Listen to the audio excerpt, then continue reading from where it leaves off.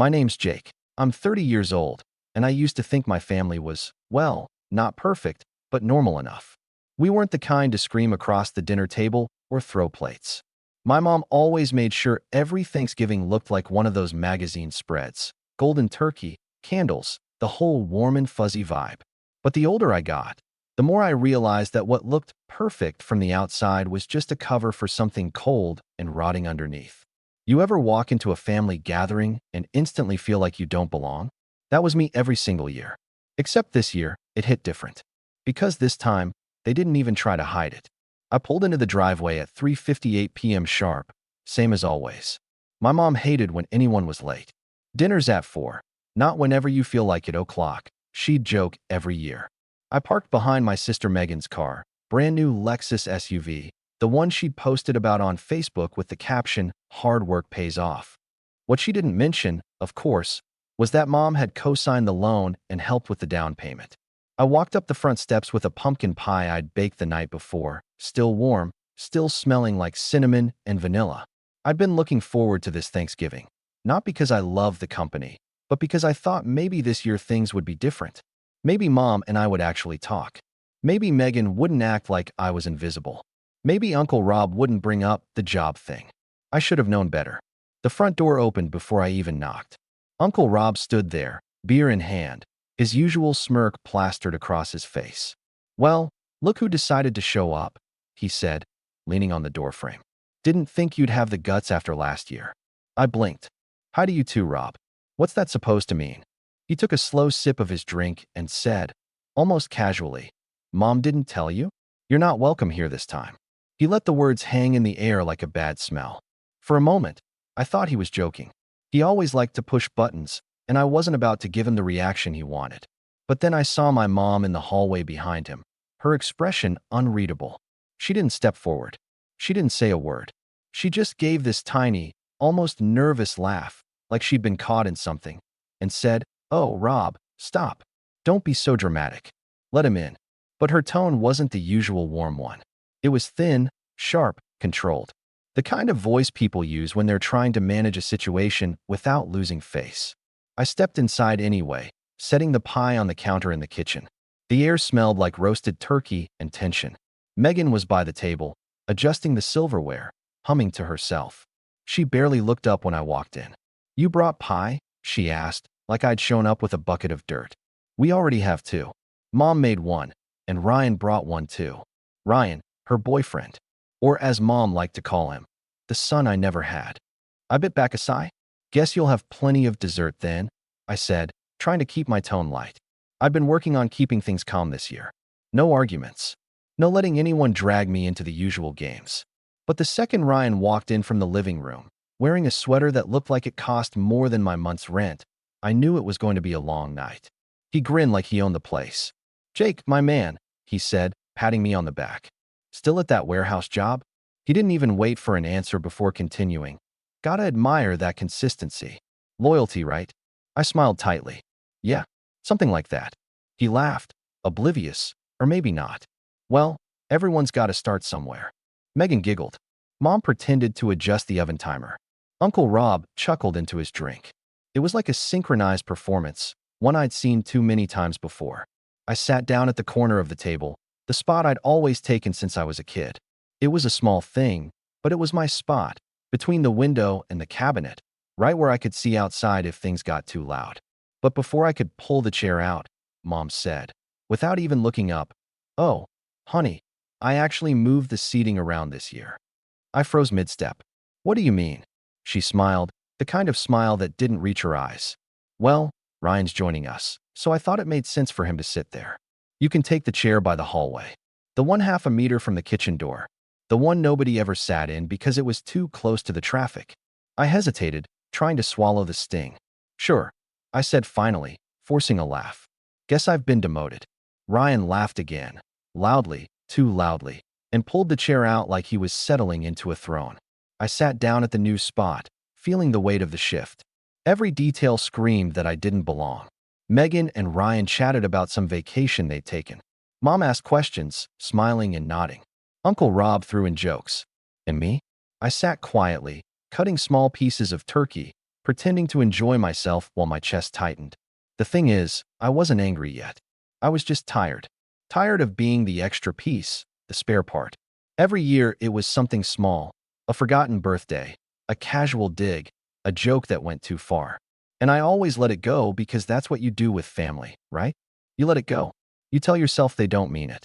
But sitting there, listening to Ryan brag about closing deals while my mom hung on every word, something in me started to shift.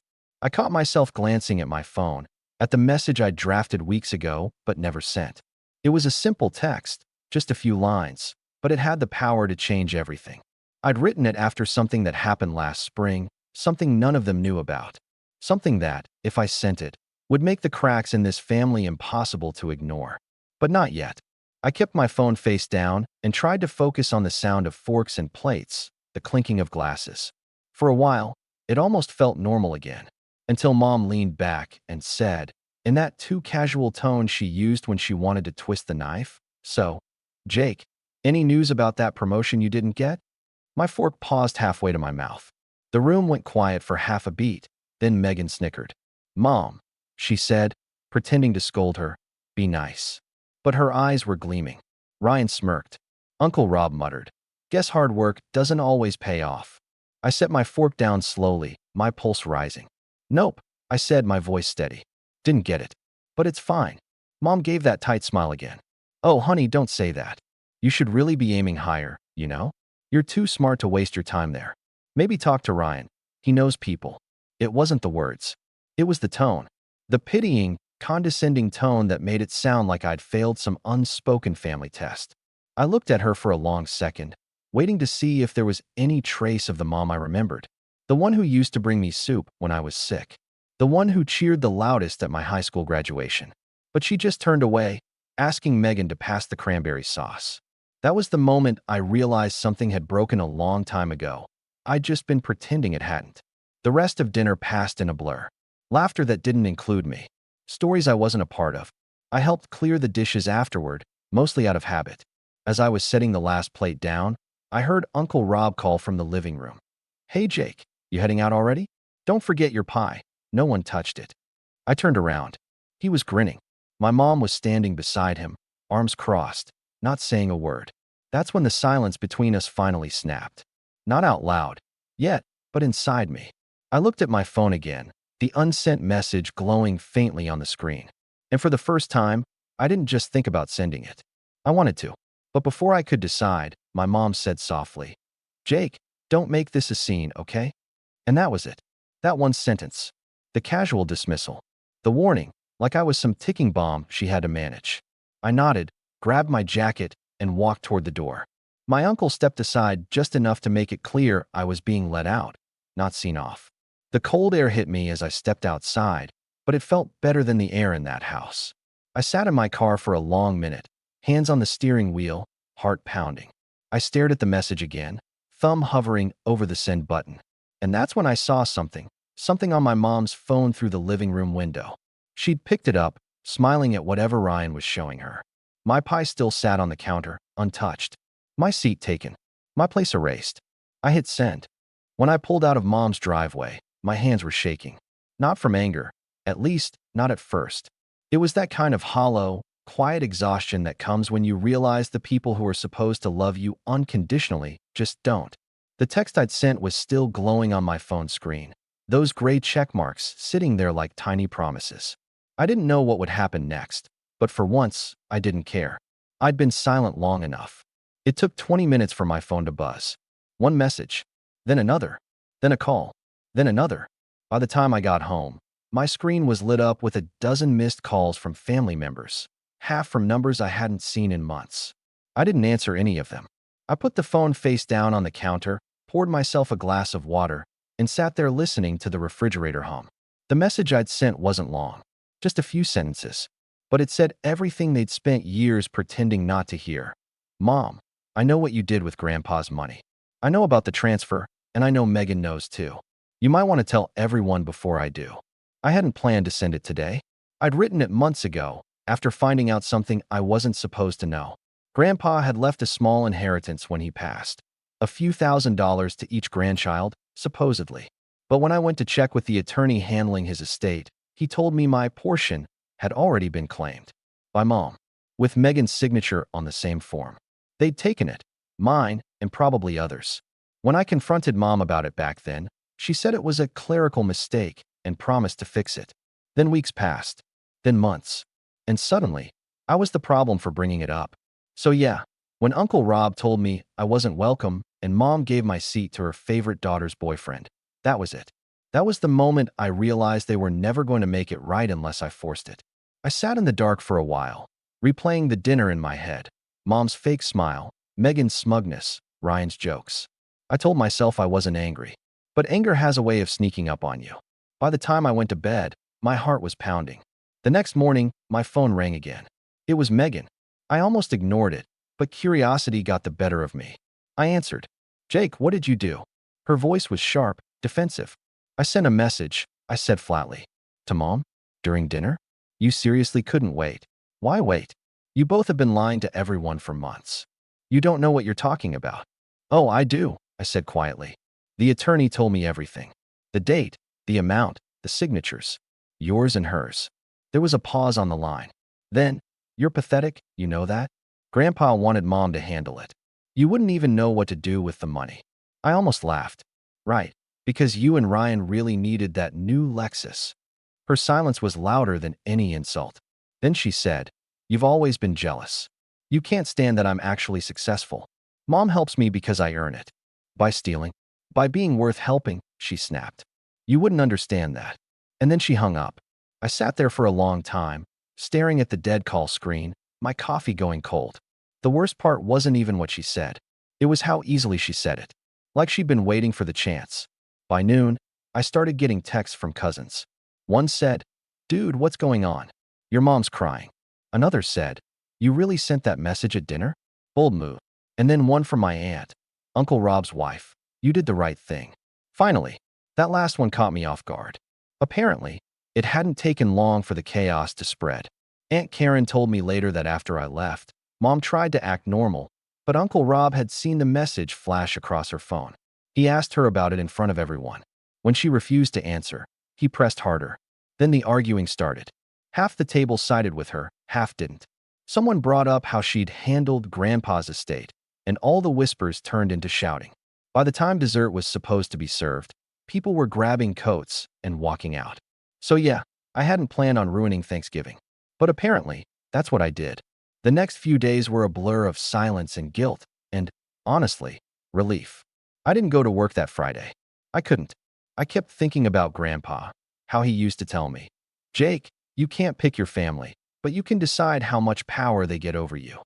I never really understood that until now. On Saturday morning, there was a knock on my door. I looked through the peephole and felt my stomach drop. Mom. She looked tired. Her hair was messy, and her eyes were red. For a second, I almost felt sorry for her. Then she spoke. "Can I come in?" she asked softly.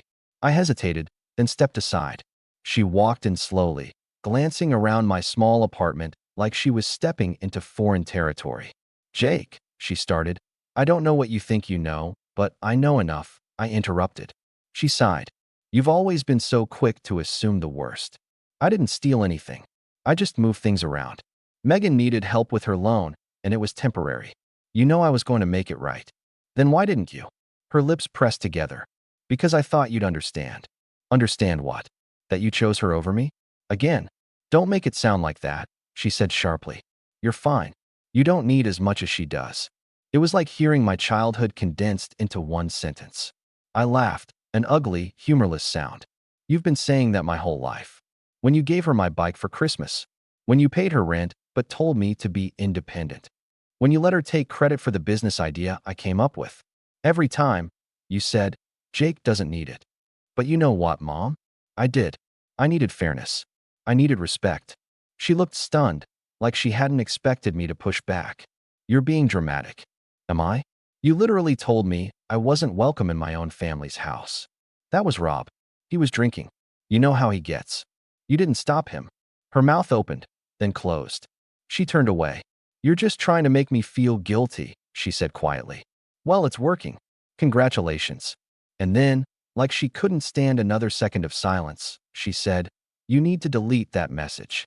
Now, before it spreads any further. I almost couldn't believe what I was hearing. You came here to clean up the mess, not to apologize. This isn't about cleaning up, it's about family, she snapped, her voice cracking. You're tearing us apart. I stared at her for a long time. No, Mom. You did that when you decided fairness was optional. She stood there trembling, then muttered, I should have known you'd turn into your father. And with that, she grabbed her purse and stormed out. The door slammed so hard that one of my picture frames rattled off the wall. I didn't pick it up. That night, I got another call, this time from my cousin Sam. He was the quiet one in the family, the one who stayed out of drama. Hey, he said, just so you know, everyone's talking about what happened. Apparently, Uncle Rob's threatening to tell the rest of the family about the inheritance thing.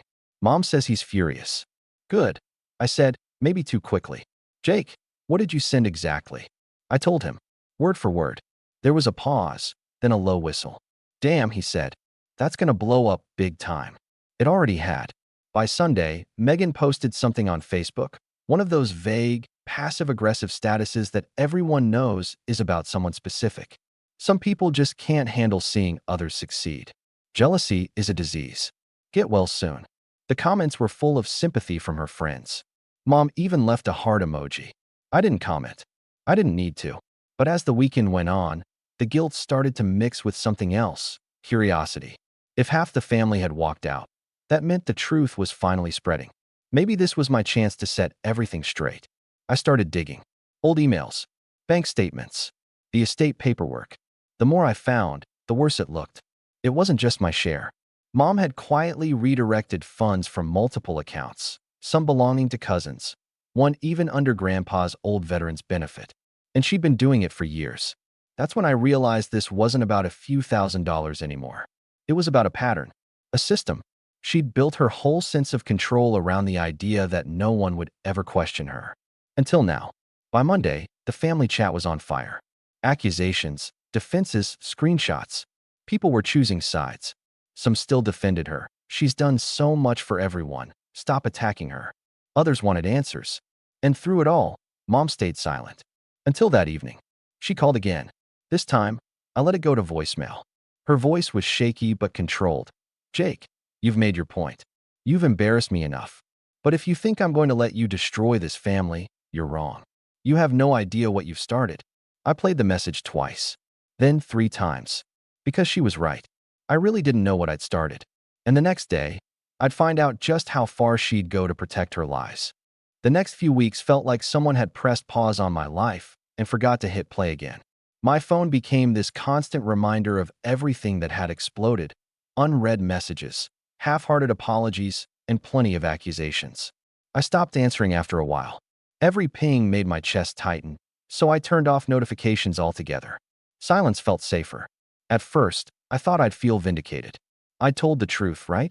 I'd finally stood up for myself after years of being dismissed. But the reality of it hit harder than I expected. Family doesn't just disappear quietly. It collapses in slow motion, and you feel every crack. I started noticing little things. My aunt stopped liking my posts online. My cousin stopped inviting me to game nights. Even people who'd once told me they understood began keeping their distance. Nobody wanted to pick sides, so they just picked silence. And silence, when you're already alone, feels like a verdict. Work wasn't much better. I was distracted, constantly checking my phone, waiting for the next blow. My manager, Eric, pulled me aside one day and said, Jake, you're off your game. You okay, man? Yeah, I lied. He didn't push. Just gave me that look. The kind people give when they know you're not fine, but also know they can't fix it. Then the rumors started spreading beyond family.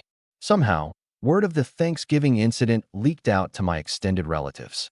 People I hadn't seen in years started calling, asking what had happened. Some wanted gossip. Others wanted to lecture me about forgiveness. But none of them knew the whole story.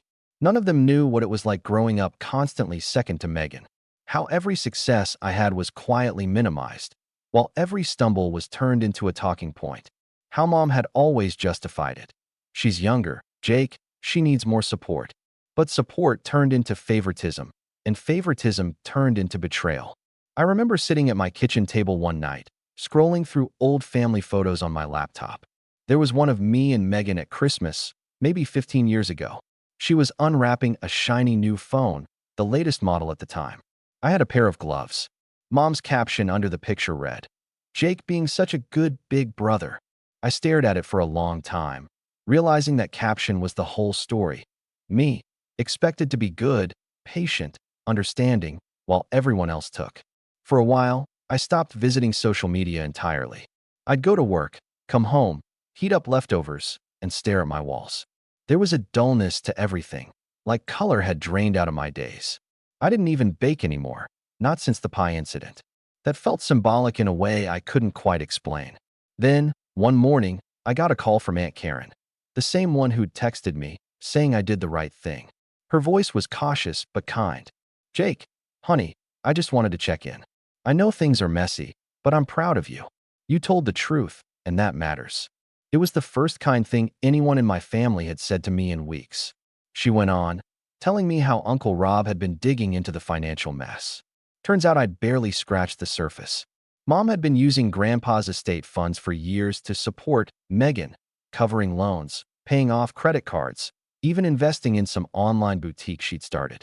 And when that business tanked, Mom had quietly paid off the losses with what was supposed to be family money. Hearing that didn't make me feel better.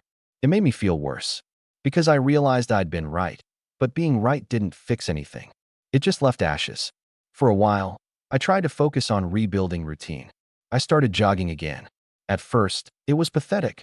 I couldn't even make it around the block without gasping. But there was something grounding about the rhythm, the air, the burn in my lungs. It was the first thing in weeks that made me feel in control.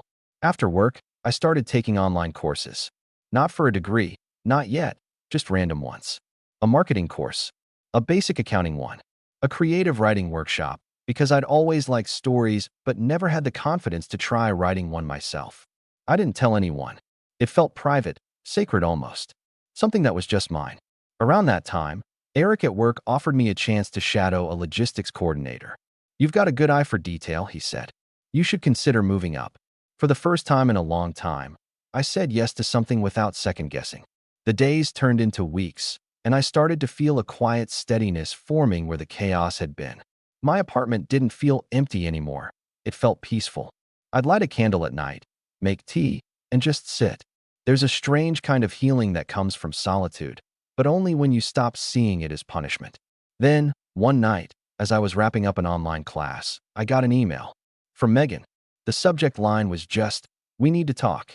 I almost deleted it without opening, but curiosity won. She wrote, "Jake, I don't know how much you've heard, but Mom's not doing well. She's been calling around trying to fix things, but people aren't answering. Aunt Karen won't speak to her. Uncle Rob told everyone about the accounts. Ryan's been avoiding the family group chat. She's falling apart, Jake. Please, don't let this get worse." No apology. No acknowledgement. Just a plea to protect the person who broke everything. I didn't respond. Not because I didn't care, but because I finally realized I wasn't responsible for holding this family together anymore. A week later, Aunt Karen invited me over for coffee. It felt strange walking into her house after everything. Same floral curtains, same smell of cinnamon, same family photos lining the wall. Except one frame was missing. A big one, the Thanksgiving photo from a few years back. The one where everyone was smiling like nothing was wrong. She noticed me staring. "I took it down," she said simply. "Didn't feel right keeping lies on display." We sat at the kitchen table, and she told me how the family was splitting into two camps. Some were furious at Mom. Others were blaming me. And a few, surprisingly, were thanking me privately for finally saying what everyone had suspected. Then she said something I didn't expect. "Jake, your grandpa left something else. Not money, a letter. I found it in one of his boxes when we were cleaning out storage." She handed me a folded, yellowed envelope. My name written on the front in Grandpa's careful handwriting.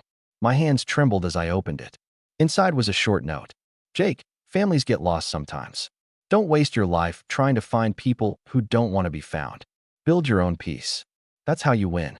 Grandpa, I don't know how long I sat there, staring at that letter, but something in me shifted again.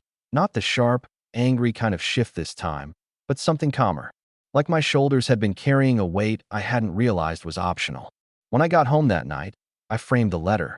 It sits on my desk now, right next to my laptop.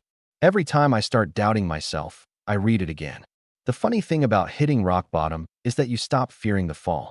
Once you've seen everything crumble, you stop trying to control what's out of your hands. You start focusing on what's left, and sometimes, what's left is enough. By late February, things at work had picked up. I was officially training for the coordinator position. My pay wasn't huge, but it was stable. I even started saving a little again. And in that small, growing sense of independence, I found a new kind of confidence, one that didn't need validation from anyone named family. Then, just as things were settling, I got a text from an unknown number one evening. "Hey Jake, it's Ryan. Can we talk?" I stared at it for a long time. The same guy who'd laughed about my job, who'd sat in my seat at Thanksgiving like it belonged to him. He wanted to talk now? I didn't respond right away, but curiosity, and maybe a faint flicker of unfinished anger, kept me from deleting it. The next day, another message came. "It's about your mom. She did something, man. You need to see this." And just like that, all the quiet peace I'd been building cracked a little. Because no matter how far I'd come, there was still one thing I hadn't faced, the storm that was still brewing inside that family. I didn't know it then, but what Ryan was about to tell me would make Thanksgiving look like a warm-up. And this time, I wouldn't be the one losing everything. When I finally agreed to meet Ryan, I told myself it wasn't about revenge. It was about clarity, about tying up the last loose thread so I could move on. But the truth is, somewhere deep down, I already knew. This was the start of something else. Something bigger. We met at a small cafe on the edge of town, the kind of quiet place where nobody knows you and nobody asks questions. Ryan was already there when I arrived, sitting in a corner booth with a coffee he hadn't touched. He looked different, not polished and confident like he'd been at Thanksgiving, more like someone who hadn't slept in days. When he saw me, he gave this small, nervous smile. "Hey Jake, thanks for coming." I slid into the booth across from him. "You said you had something to show me." He nodded and pulled out his phone, swiping through a few photos before handing it over. What I saw made my stomach drop. Screenshots, bank statements, transfers, all from mom's accounts. Only this time, the transactions weren't just about grandpa's inheritance. There were more recent ones, large amounts of money being moved around under a different name. I scrolled, reading each line carefully, the numbers blurring together. "What am I looking at?" I asked quietly. "She's been doing this for months," Ryan said. "After you sent that message, she panicked. Started moving money from Megan's business accounts into her own. Told her it was temporary." I looked up. "And you're telling me this because?" "Because Megan doesn't know yet," he said, lowering his voice. "And when she finds out, it's gonna blow up even worse than before." I leaned back in my chair, letting out a long breath. "Why are you even involved? Last I checked, you were pretty comfortable in all this." He ran a hand through his hair. "I was. But your mom, she crossed a line. She took money from one of my investments too. Said she'd pay it back once things settled, but now the bank's asking questions. I can't afford to go down with her. So now you want my help." Ryan nodded slowly. "Look, I get it. I was a jerk. You don't owe me anything. But you've got proof. People already believe you. If you expose her again, this time with everything, the whole story comes out. Every transfer, every lie. No one can cover for her anymore." I studied him for a moment, trying to decide if this was genuine or just another move in some power game. But then he said something that stuck. "She's not scared of me, Jake. She's scared of you. Because you're the only one who ever called her out." For a long moment, I didn't say anything. I just sat there, watching the light reflect off my coffee cup. That same quiet part of me that had spent years swallowing pride and pain was whispering, "Let it go. Just move on." But another voice, the one I tried to bury, whispered louder, "No, not this time." I looked back at Ryan. "Send me everything you've got." He blinked. "You're serious?" "Dead serious."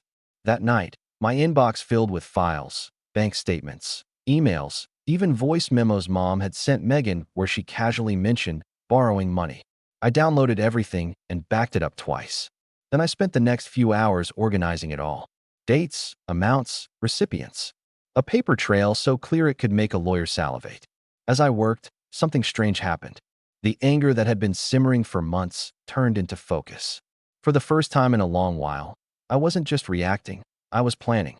Over the next week, I reached out quietly to the people who'd walked out of Thanksgiving.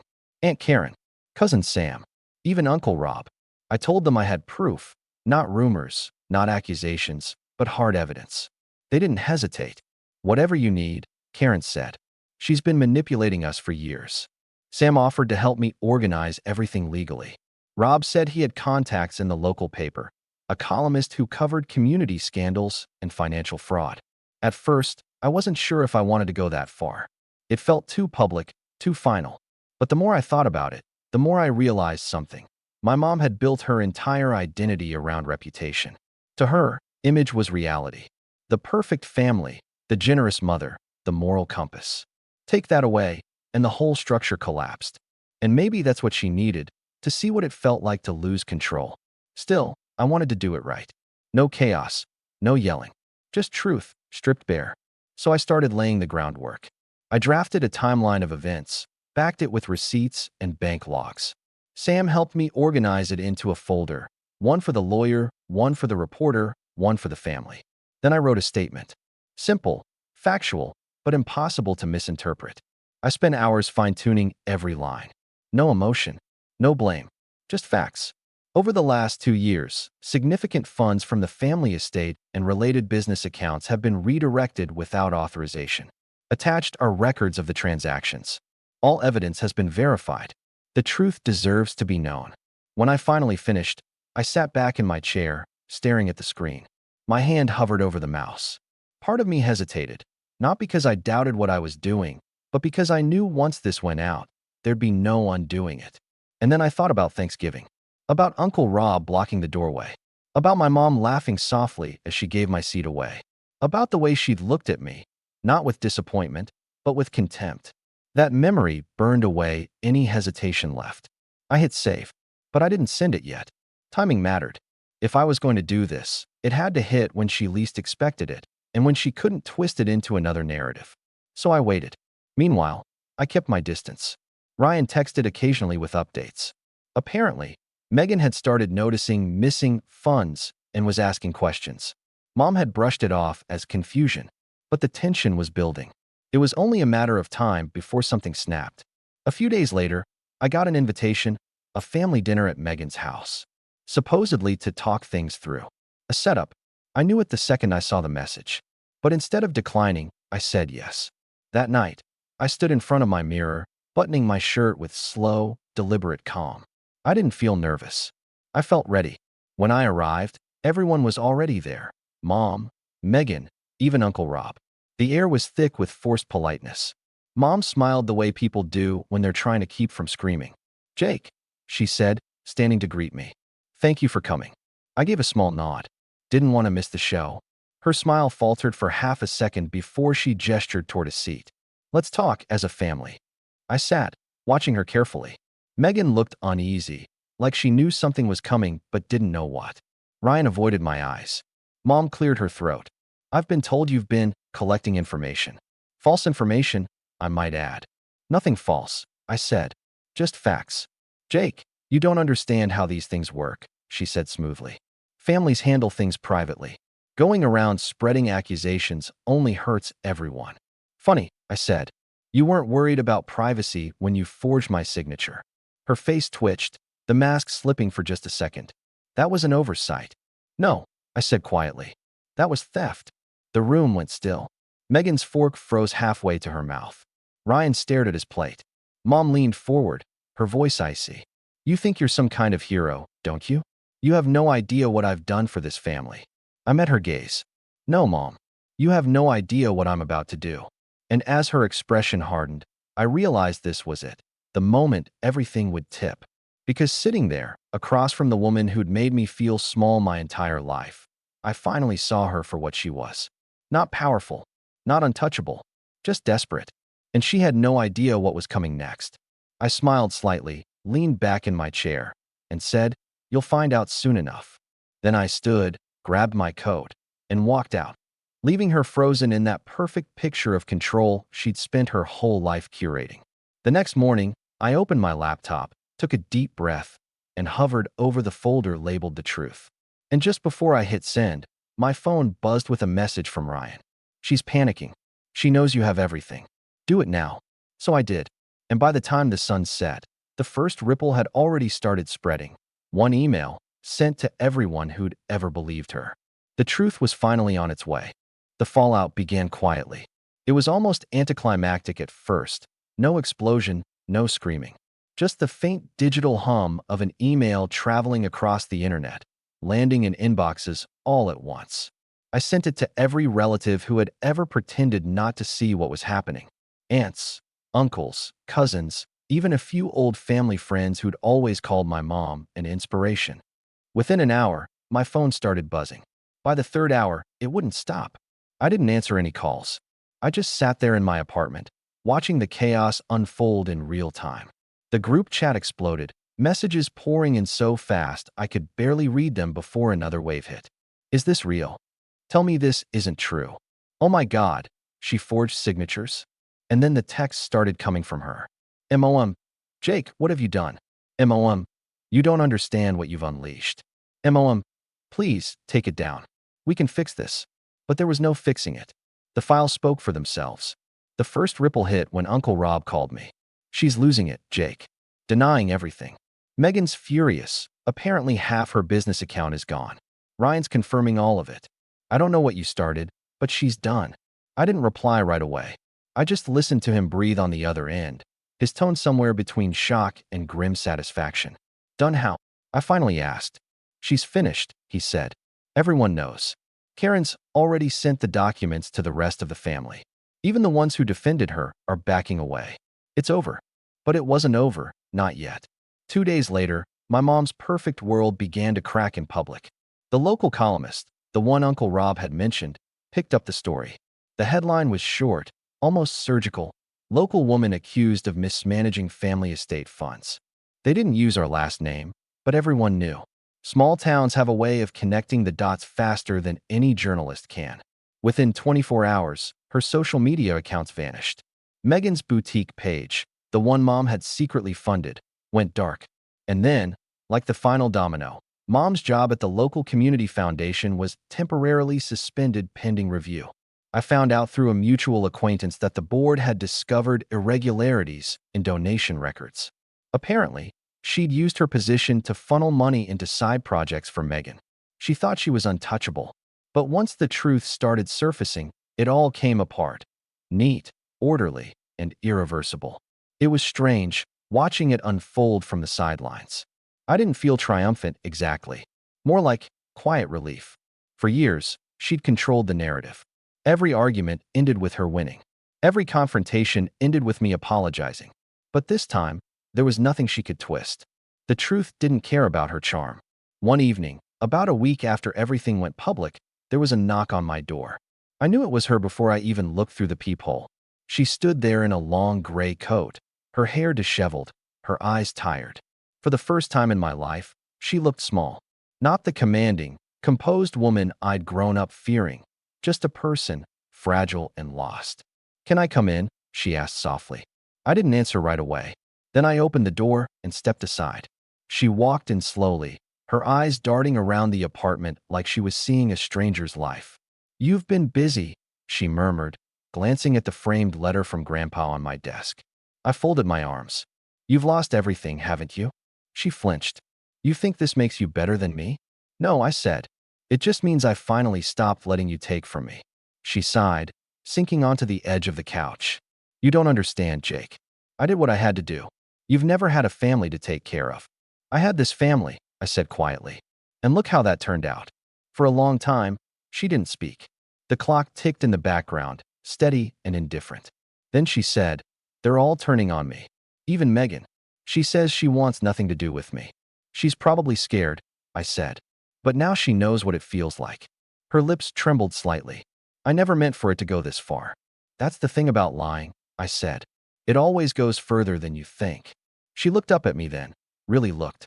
"You're proud of this, aren't you? Destroying your own mother." I met her gaze. "No, I'm proud I finally told the truth." She stood slowly, straightening her coat. "You'll regret this one day. Families always find ways to forgive." "Maybe," I said, "but not this one." And then I opened the door. She hesitated, like she wanted to say more, but instead she stepped outside. "Goodbye, Mom." She turned her head slightly, then walked down the hall without another word. That was the last time I saw her. The weeks that followed were surreal.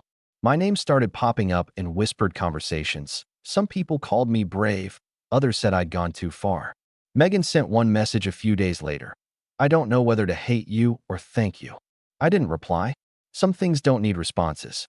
Ryan, surprisingly, ended up helping me more than I expected. He testified when the foundation's auditors came asking questions, confirming every detail about the financial transfers. I didn't need to lift a finger after that. The system did the rest. Mom was quietly removed from her position.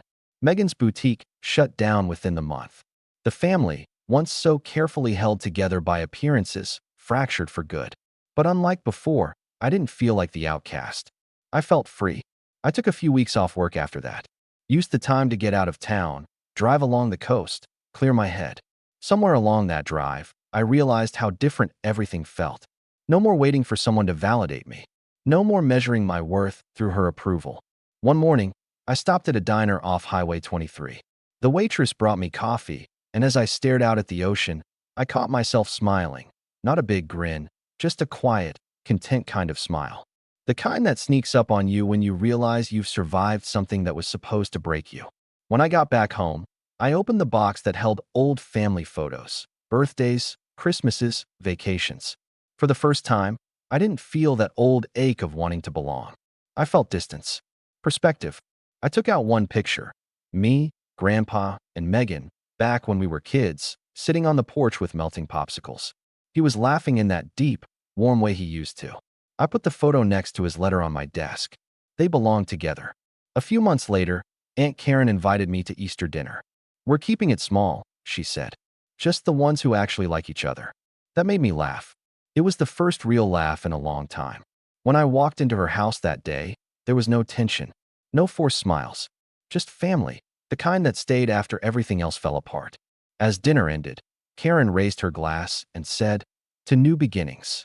And for once, I didn't feel like I was pretending to be part of something. I was part of it. After dinner, I stepped outside for some air. The evening light was soft, and the air smelled like spring rain. My phone buzzed, a new email notification. It was from the lawyer handling Grandpa's estate. The subject line read, "Final distribution notice." I opened it. Turns out, the court had finally cleared the inheritance accounts after months of legal mess. My portion, the one Mom had stolen years ago, had been recovered in full. It wasn't a fortune, just enough to start over. But that wasn't what made me smile. What made me smile was knowing that the cycle had finally ended. The taking, the lying, the pretending. I closed the email, took a deep breath, and looked out at the fading sunset. For the first time in my life, I wasn't chasing peace. I had it, and that was worth more than anything she ever took.